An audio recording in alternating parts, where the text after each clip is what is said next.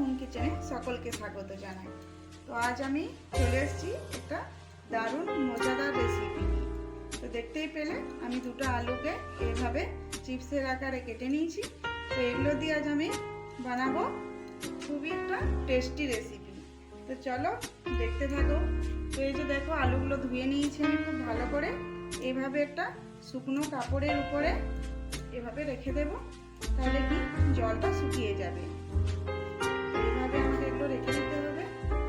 ভালো করে এটা আমি শুকনো করে নেব, তারপরে আসছি। তো এই যে দেখো আলুটা এইভাবে গোল করেই কেটে নিতে হবে, তাহলে রেসিপিটা পারফেক্ট হবে। তো এখানে আমি একটা মিশ্রণ তৈরি করব। তার জন্য এখানে এই যে চামচটার মাপে 4 চামচ ময়দা নিয়ে নেব। 1 চামচ নিয়ে নিয়েছি।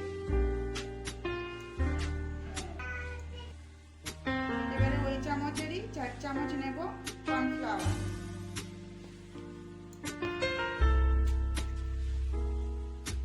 এবারে আমি দেব স্বাদ অনুযায়ী নুন, কাশ্মীরি লঙ্কা গুঁড়ো 1 চামচ। তো এই চামচটা আমি দিয়ে দেব 2 চামচ টমেটো সস।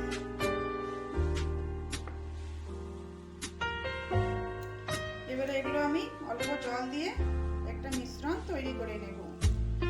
একদম পাতলাও করা চলবে না আর গাঢ়ও করা চলবে না। আর অল্প দেব গোলমরিচের গুঁড়ো।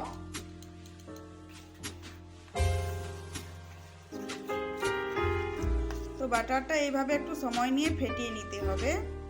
তো দেখতেই পাচ্ছ এর মিশ্রণটা কতটা গাঢ় আছে। তো এটা বেশি পাতলা করা চলবে না, এইভাবে করে নিতে হবে। এই যে দেখতে পাচ্ছ মিশ্রণটা ঘনত্বটা, তোমার এখানে মিশ্রণটা তৈরি হয়ে গেছে। এবারে আলুগুলো আমি বানিয়ে নেব। তো এই যে আলুটা নিয়ে এইভাবে ভাঁজ করে এইভাবে একটা স্টিকের মধ্যে এইভাবে গেঁথে দিতে হবে। তো এইভাবে আলুগুলো আমি সব এই যে আলুর পিসগুলো এইভাবে একটু গেঁথে নেব।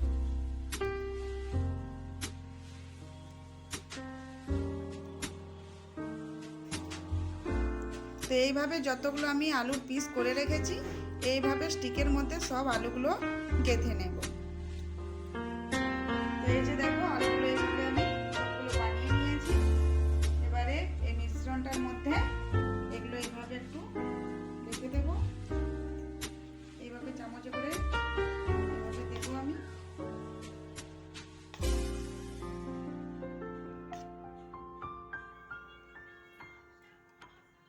তো তেল গরম হয়ে গেছে, এবারে এটা তেলে এইভাবে নামিয়ে দেব। তো এইভাবে আমি আরো বাকিগুলো তেলে ভেজে নেব।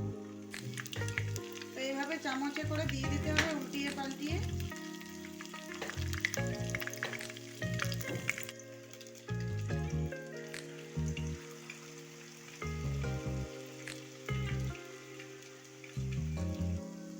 তো এইভাবে উল্টি পাল্টে সবগুলো ভেজে নিতে হবে। এই যে ভাজা হয়ে গেছে, এবার এগুলো আমি এইভাবে তুলে দেব।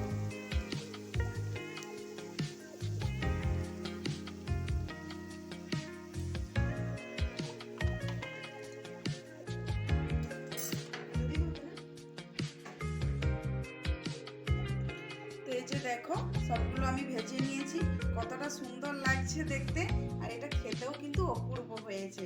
তো আজকের এই রেসিপিটা তোমাদের কেমন লাগলো তো অবশ্যই আমাকে কমেন্ট করে জানাবে।